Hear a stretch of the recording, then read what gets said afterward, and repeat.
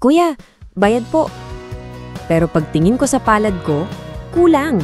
14 pesos ang pasahe, 8 pesos lang ang laman. Aba, parang promo sa Jollibee.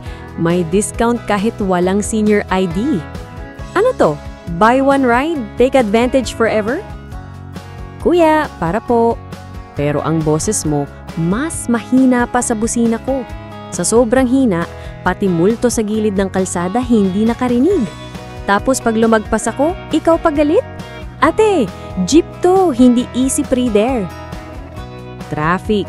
Yung tipong 3 kilometers ng biyahe, 3 hours ang biyahe. At habang nakatigil ako, sinisisi pa ako ng pasahero sa delay ng buhay nila. Kuya, kung kaya ko lang itupi ang EDSA, ginawa ko na. Pasahero, Kuya, bayad ko po. Pakiabot na lang daw. Ako, multitasking.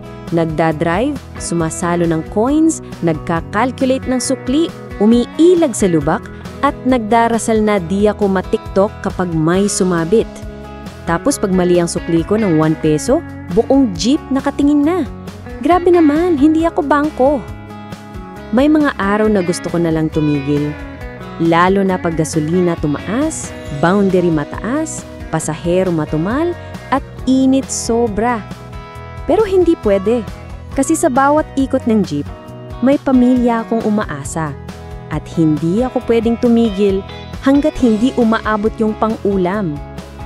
At sa gitna ng lahat ng init, usok, pila, at pasaherong nagmamadali, ako pa rin yung kuya na tumutulong mag-abot ng bayad. Kuya na marunong ngumiti kahit buong araw na umiikot. Kuya na kahit pagod na, may sukli pa rin sa barya at sa pasensya.